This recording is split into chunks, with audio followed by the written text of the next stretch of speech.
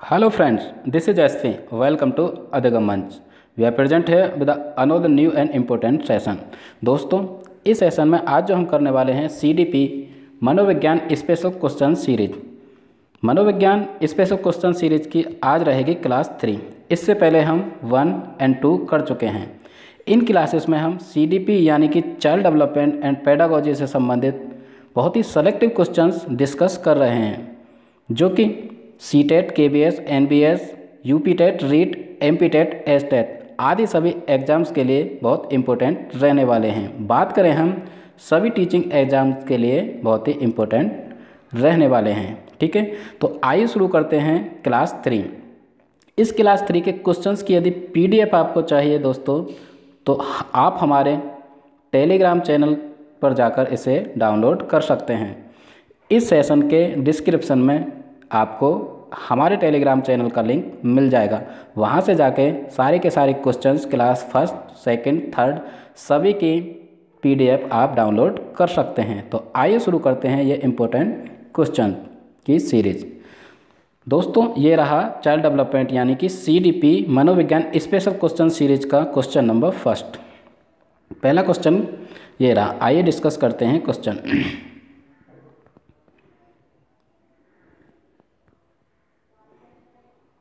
ये रहा पहला question. Sorry for the inconvenience. First question, कक्षा में सभी लिंगों में जेंडर रूढ़िवादिता कम करने और विकास के विस्तार की संभावनाओं को बढ़ाने के लिए प्रभावशाली पद्धति कौन सी है? क्लास में यदि हम जेंडर स्टेरियोटाइप की बात करें, ठीक है, यानी कि लिंगों में जेंडर रूढ़िवादिता कम करने और विकास के विस्तार की संभावना को बढ़ाने के लिए सबसे प्रभावशाली जो पद्धति है वो कौन सी है? ऑप्शन 1, समाज में चित्रित लिंग भूमिकाओं को प्रबल करना, एक ही लिंग के योग्यता समूह बनाना, या फिर क्रियाकलाप के लिए मिश्रित समूह बनाना और विचार विमर्श को प्रोत्साहित करना, या फिर ऑप्शन नंबर 4, लिंगों के जैविक अंतरों की उपेक्षा करना और उन्हें अस्वीकार करना।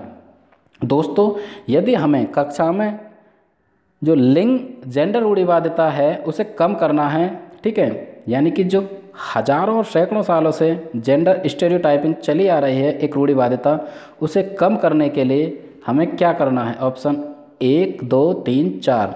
यदि हम बात करें तो यहाँ पे ऑप्शन नंबर 3 बिल्कुल करेक्ट रहेगा, यानी कि क्रियाकलाप के लिए मिश्रित समूह बनाएं। सबसे पहले तो किसी भी तरह की हम क्लास में एक्टिविटी करा रहे हैं तो उसके लिए मिश्रित समूह बनाएं, उसमें लड़की भी हो, उसमें लड़का भी हो, किसी भी तरह की कोई रूढ़िवादिता नहीं रहे, लड़की और लड़के में अंतर न किया जाए, और इससे संबंधित विचार विमर्श को यानी कि डिबेट को प्रोत्साहित करना चाहिए किसी भी टीचर द्वारा। तो हम पाएंगे कि कक्षा में जो जेंडर स्टेरियोटाइपिंग या फिर जेंडर बायसनेस है वो बिल्कुल ख़त्म हो सकती है। तो क्वेश्चन नंबर 1 का ऑप्शन नंबर 3 बिल्कुल सही होता है। नेक्स्ट चलते हैं क्वेश्चन नंबर 2। ये रहा क्वेश्चन नंबर 2। बहुत ही सेलेक्टिव क्वेश्चन है, बहुत इंपॉर्टेंट क्वेश्चन है। हमने यहाँ पे सेलेक्टिव क्वेश्चन ही लिए हैं जो आपके CDP की अंडरस्टैंडिंग, आपकी समझ को विकसित करने में आपकी बहुत ज़्यादा मदद करेंगे। दोस्तों, PDF चाहिए तो हमारे टेलीग्राम चैनल पर जाकर आप इसे डाउनलोड कर सकते हैं, जो कि डिस्क्रिप्शन में आपको उसका लिंक मिल जाएगा। क्वेश्चन नंबर 2, पठन वैफल्य बच्चों की पहचान किस प्रकार से की जा सकती है? पठन वैफल्य जो बच्चे होते हैं, यानी कि जिन बच्चों को पढ़ने में कमी महसूस हो रही है, दिक्कत महसूस हो रही है, उनकी पहचान कैसे कर सकते हैं? दोस्तों, यानी कि जो लर्निंग डिसेबिलिटीज़ होती हैं, ऐसे बच्चे जो डिसेबल हैं पढ़ने से संबंधित, उनकी पहचान किस तरीके से की जा सकती है? पूर्ण शारीरिक स्वास्थ्य परीक्षण द्वारा, यानी कि ऐसे बच्चों का पूर्ण शारीरिक स्वास्थ्य परीक्षण किया जाना चाहिए, या फिर उनके पढ़ने और लिखने की कुशलता के विश्लेषण से हम इसका पता लगा सकते हैं, या फिर उनकी जटिल व उच्च स्तरीय समस्याओं को हल करने की क्षमता का आकलन करके हम उनकी पठन वैफल्य की पहचान कर सकते हैं, या फिर उनके सामाजिक एवं सांस्कृतिक संदर्भ को जानकर। तो किसी बच्चे की यानी कि लर्निंग डिसेबिलिटी कि किसी भी एक प्रकार को पहचानने के लिए बच्चे के सामाजिक एवं सांस्कृतिक संदर्भ को जानने की कोई भी आवश्यकता नहीं है। तो सबसे जो सटीक ऑप्शन रहेगा यहाँ पे रहेगा, यानी कि ऑप्शन नंबर 2, उनके पढ़ने और लिखने की कुशलता के विश्लेषण से। बच्चे किस तरह से पढ़ने में दिक्कत महसूस कर रहे हैं, यानी कि उनके लिखने और पढ़ने की कुशलता को हम एनालाइज करेंगे और उनकी पठन यानी कि लर्निंग डिसेबिलिटी को हम पहचान सकते हैं। ठीक है, तो यहाँ पे क्वेश्चन नंबर 2 का ऑप्शन 2 बिल्कुल करेक्ट होता है। नेक्स्ट चलते हैं क्वेश्चन नंबर 3। ये रहा क्वेश्चन नंबर 3, बहुत ही सेलेक्टिव और important question. Question number 3, question number 3, कक्षा में अर्थपूर्ण अधिगम को प्रोत्साहित करने के लिए अध्यापिका को, यदि हम कक्षा में अर्थपूर्ण यानी कि मीनिंगफुल लर्निंग की बात करें, उसको प्रोत्साहित करने के लिए एक टीचर को क्या करना चाहिए या क्या कर सकता है। चारों के चारों ऑप्शन पढ़ें, यानी कि ऐसे क्वेश्चंस में अलग से आंसर दे रखे हैं तो एक से अधिक, ठीक है, 2 भी ऑप्शन हो सकते हैं सही, 3 भी हो सकते हैं या 2 भी हो सकते हैं। ठीक, तो देखते हैं। विद्यार्थियों की सहायता करनी चाहिए कि वे अपने मनोभावों और अभिप्रेरणा को सुव्यवस्थित कर सकें। ठीक है, यानी कि बच्चों की अर्थपूर्ण अधिगम को प्रोत्साहित करने के लिए ऑप्शन ए कहता है विद्यार्थियों की सहायता करनी चाहिए जिससे कि वे अपने मनोभावों और अभिप्रेरणा को सुव्यवस्थित कर सकें। ऑप्शन ए बिल्कुल यहाँ पे सही बैठ रहा है। देखते हैं सारे के सारे ऑप्शन, यानी कौन सा सही और कौन सा गलत होता है। सेकंड चलते हैं, विद्यार्थियों को उनके प्रदर्शन के आधार पर वर्गीकृत और नामांकित करके उनके योग्यता आधारित समूह बनाने चाहिए। तो दोस्तों, किसी भी स्टूडेंट, किसी भी विद्यार्थी को हम उसके प्रदर्शन के आधार पर यानी कि वर्गीकृत नहीं कर सकते, उसके सिर्फ और सिर्फ प्रदर्शन के आधार पर। ठीक है, बच्चे की कैपेबिलिटी, बच्चे के इंडिविजुअल डिफरेंसेस के आधार पर हम वर्गीकृत करने के बाद यानी कि समूह जो निर्धारित करेंगे वो मिश्रित समूह बना सकते हैं, लेकिन उन्हें अलग से वर्गीकृत नहीं कर सकते। तो ऑप्शन 2 हट जाएगा। विद्यार्थियों में संवाद एवं परिचर्चा को प्रोत्साहित करना चाहिए जिससे वे बहुपरिप्रेक्ष्य करने में सशक्त हों। यहाँ पे ऑप्शन नंबर 3 भी बिल्कुल सही रहेगा, यानी कि संवाद एवं परिचर्चा, डिबेट के लिए बच्चों को प्रोत्साहित करना चाहिए जिससे वो अलग अलग एक्टिविटी में भागीदारी कर सकें, यानी कि बहुपरिप्रेक्ष्य करने में वो सशक्त हों। ऑप्शन 4 कहता है कक्षा में विविधता की उपेक्षा करके शिक्षण की मानक विधि को अपनाना चाहिए, यानी कि बच्चे कक्षा में विविधता लेकर आते हैं, अलग अलग लैंग्वेज बोलते हैं, कोई हिंदी बोलता है, कोई मराठी, गुजराती, भोजपुरी आदि अलग अलग उनकी कल्चर है, तो उसकी उपेक्षा करके सिर्फ एक ही मानक विधि को एक टीचर को अपनाना चाहिए। तो यहाँ पे ऑप्शन नंबर 4 भी हट जाएगा। ऐसा बिल्कुल नहीं कर सकते क्योंकि विविधता को एक स्रोत, एक एसेट के रूप में अपनाना चाहिए, उसी के आधार पर हम यानी कि टीचर अपनी शिक्षण पद्धति को अपनाए, यानी कि समय समय पर उसे बदल सकता है। तो यहाँ पे हम देख पा रहे हैं कि ऑप्शन नंबर 1 सही होता है और इसके साथ साथ तीसरा सही होता है। दूसरा यानी कि दूसरा हट जाता है और चौथा हट जाता है। कुल मिला के हम पाएंगे फर्स्ट और थर्ड कौन से में करेक्ट है। तो फर्स्ट और थर्ड की यदि हम बात करें तो ऑप्शन नंबर 4 यहाँ पे बिल्कुल करेक्ट होता है। ये बहुत ही इंपॉर्टेंट क्वेश्चन है। क्वेश्चन नंबर 3 का ऑप्शन नंबर 4 बिल्कुल करेक्ट होता है। नेक्स्ट चलते हैं इसके साथ क्वेश्चन नंबर 4। चौथा क्वेश्चन बहुत ही इंपॉर्टेंट, ये रहा क्वेश्चन नंबर 4। प्रतिकूल परिस्थितियों और वंचित पृष्ठभूमि वाले अधिगमकर्ताओं को संबोधित करने के लिए निम्नलिखित में से कौन सी पद्धति प्रभावशाली नहीं है। दोस्तों, जिस क्वेश्चन में नहीं आ जाए तो उस क्वेश्चन को अलग तरीके से पढ़ें, यानी कि उनके ऑप्शन अलग ही हो जाते हैं, यानी कि उनका आंसर अलग हो जाएगा।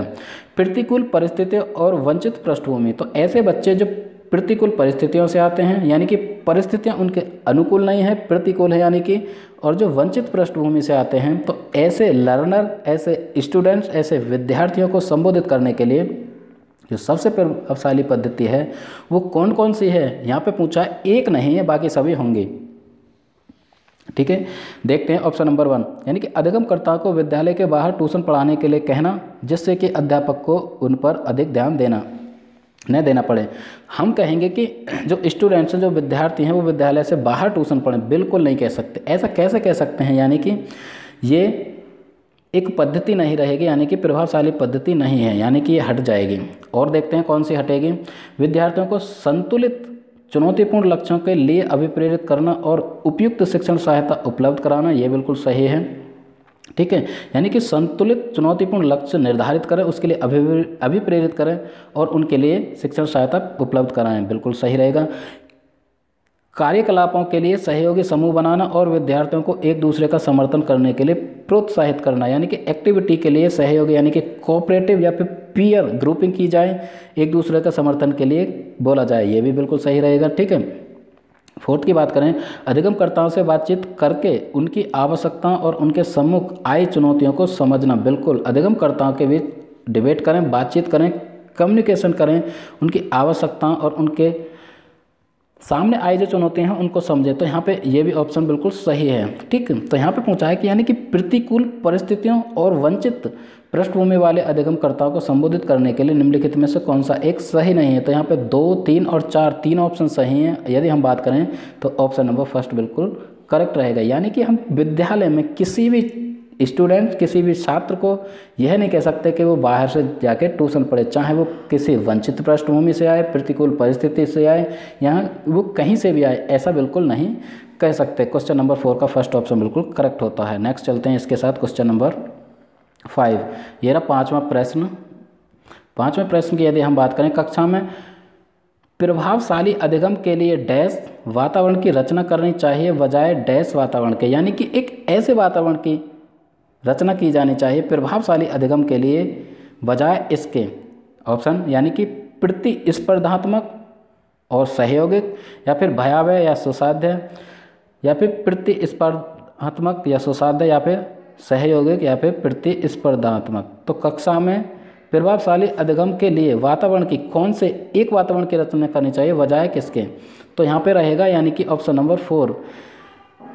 कक्षा में प्रभावशाली अधिगम के लिए सहयोगी यानी कि कोऑपरेटिव वातावरण की रचना की जानी चाहिए बजाय प्रतिस्पर्धात्मक यानी कि कॉम्पिटिटिव एटमॉस्फेयर की नहीं। ठीक है, एक सहयोग की भावना विकसित की जानी चाहिए बच्चे जिससे सीख सकें। सबसे पहले हम सिर्फ उसमें कंपटीशन के लिए उसे अभिप्रेरित नहीं कर सकते। तो ऑप्शन नंबर 4 बिल्कुल करेक्ट होता है। Next question number 6। ये रहा क्वेश्चन नंबर 6। निम्नलिखित में से कौन सा उदाहरण विद्यार्थियों को अधिगम के लिए अभिप्रेरित करने के लिए प्रभावशाली है। कौन सा एक उदाहरण है जिससे स्टूडेंट्स अधिगम के लिए यानी कि लर्निंग सीखने के लिए अभिप्रेरित होंगे, यानी प्रभावशाली अधिगम उनका होगा। सीखने से ज़्यादा कार्य पूर्ण करने पर बल देना, यानी कि उनके सीखने से ज़्यादा कार्य पूर्ण करने यानी होमवर्क को पूरा करें इस पर बल देना, बिल्कुल नहीं हो सकता। वे कार्य देना जो बहुत सरल हो, ऐसे कार्य दें जो बहुत सरल हो, नहीं, ये भी हट जाएगा। Option number 2। प्रतियोगिताओं के लिए बहुत से अवसर उपलब्ध कराना, नहीं जी, प्रतियोगिता के लिए बहुत सारे अवसर उपलब्ध कराना एक कारण हो सकता है यानी कि बच्चों के प्रभावशाली अधिगम के लिए, लेकिन नहीं, सभी नहीं हो सकते। 4th की तरफ चलें, पाठ उपलब्ध कराना विशेषकर जब विद्यार्थी कोई नया कौशल सीख रहे हैं, बिल्कुल करेक्ट। ऑप्शन नंबर 4 बिल्कुल करेक्ट रहेगा, यानी कि पाठ मतलब बच्चों को इसके फोल्डिंग जो कि लेव वाइगोत्स्की ने अपनी सामाजिक सांस्कृतिक सिद्धांत में दिया है। बच्चे जब कोई नया एक कौशल सीख रहे हों, ठीक है, तो उनको हम टेम्पररी हेल्प उपलब्ध करा सकते हैं, यानी कि हम यदि उनसे ज़्यादा जानते हैं तो नए कौशल सीखने के लिए। तो ये एक प्रभावशाली अभिप्रेरित करने वाला एक उदाहरण रहेगा। क्वेश्चन नंबर 6 का 4th ऑप्शन बिल्कुल करेक्ट होता है। नेक्स्ट चलते हैं क्वेश्चन नंबर, हाँ जी, क्वेश्चन नंबर 6 हो गया। ये रहा क्वेश्चन नंबर 7। क्वेश्चन नंबर 7 देखते हैं। क्वेश्चन नंबर 7 बहुत ही इम्पोर्टेंट। बच्चों के चिंतन के विषय में निम्नलिखित में से कौन सा कथन सही नहीं है, यानी कि चिंतन, थिंकिंग 2 तरह की होती है, एक अपसारी और एक अभिसारी, यानी कि डाइवर्जेंट एंड कन्वर्जेंट। तो उन सब की बात हम क्वेश्चंस के थ्रू कर लेंगे। यहाँ पे हम देखते हैं कि बच्चों के चिंतन के विषय में निम्नलिखित में से कौन सा एक कथन सही नहीं है। बच्चे प्रत्ययों को स्वयं नहीं सोच सकते और अध्यापक की मूल भूमिका उन्हें जानकारी उपलब्ध कराना है। ठीक है, क्योंकि बच्चे जो होते हैं प्रत्ययों को स्वयं नहीं सोच सकते, अध्यापक द्वारा उनको मूल भूमिका उन्हें उपलब्ध करानी चाहिए। बच्चे अपने आसपास की विविध घटनाओं के बारे में सक्रियता पूर्वक सोचते हैं और उनमें अन्वेषण की लालसा होती है, बिल्कुल सही बात है। बच्चे अपने आसपास की वस्तुओं को जानने की जन्मजात जिज्ञासु होते हैं, बिल्कुल सही बात है। बच्चे अपने आसपास की विविध घटनाओं के बारे में स्वयं अपने सिद्धांतों की रचना करते हैं, ये भी बिल्कुल सही बात है। तो निम्नलिखित चिंतन के बारे में कौन सा एक कथन सही नहीं है। तो बच्चे प्रत्ययों को स्वयं नहीं सोच सकते, ये बिल्कुल ऑप्शन नंबर फर्स्ट की यदि हम बात करें ये चिंतन के बारे में बिल्कुल सही नहीं है, क्योंकि बच्चे प्रश्नों को स्वयं नहीं सोच सकते, ऐसा कुछ नहीं है। बच्चे खुद अपने कॉन्सेप्ट बनाते हैं, ठीक है।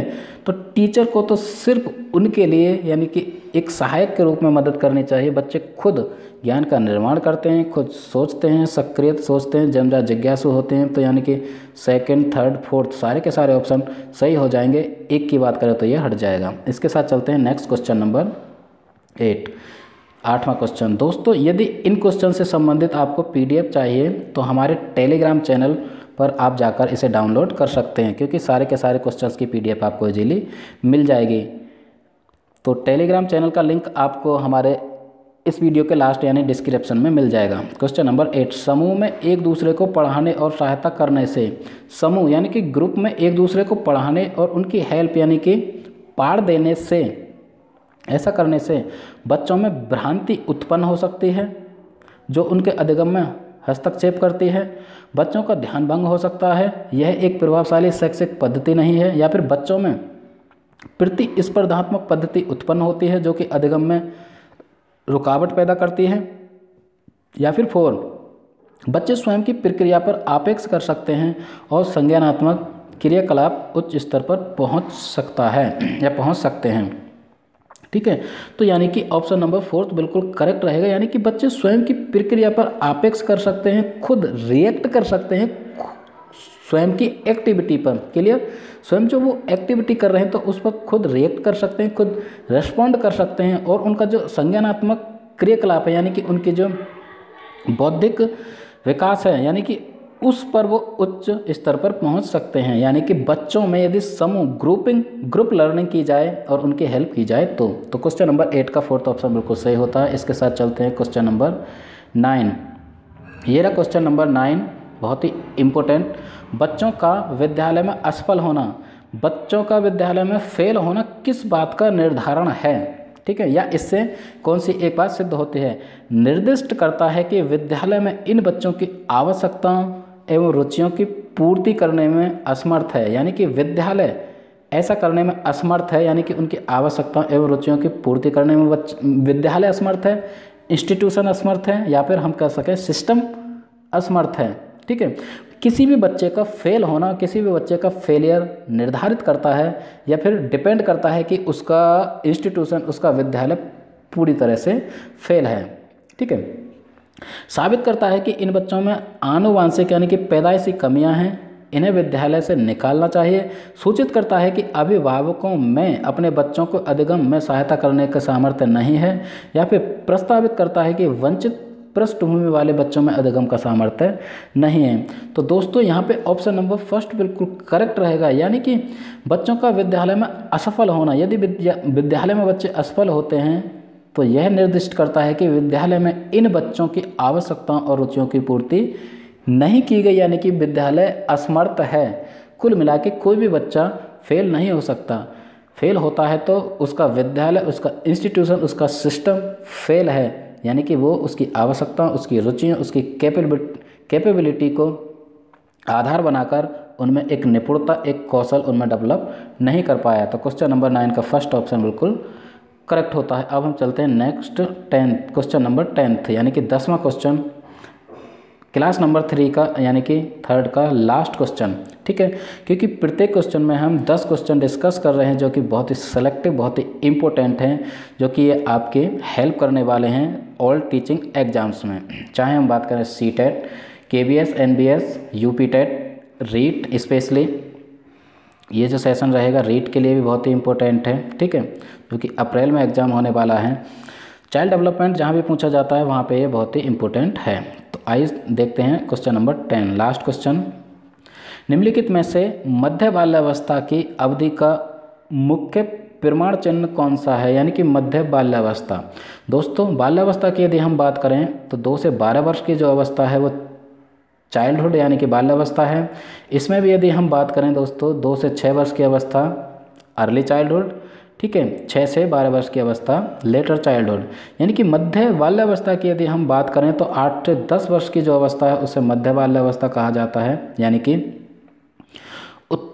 उत्तर बाल्यावस्था और पूर्व बाल्यावस्था और उत्तर बाल्यावस्था के बीच की अवस्था अर्थात 8 से 10 वर्ष तक की जो अवस्था है उसे मध्य बाल्यावस्था कह सकते हैं। तो दोस्तों आप भी अपने आसपास एक्सपीरियंस कर रहे हैं, ऑब्जर्व करते हैं, बच्चों को देखते हैं जो 8 से 10 वर्ष तक के बच्चे होते हैं, तो उनका मुख्य प्रमाण चिन्ह कौन सा है, यानी कि तर्कसंगत विचारों का विकास जो कि प्राकृतिक रूप से मूर्त है, पेशीय कौशल और समग्र शारीरिक वृद्धि का तेजी से विकास होता है, या फिर वैज्ञानिक तर्क और अमूर्त रूप से सोचने की क्षमता का विकास होता है। मध्य बाल्यावस्था की यहाँ पे बात हो रही है, यानी कि 8 से 10 वर्ष तक की अवस्था में, या फिर प्रतीकात्मक खेल का उभरना। तो दोस्तों मध्य बाल्यावस्था की एक जो विशेषता वो है तर्कसंगत विचारों का विकास।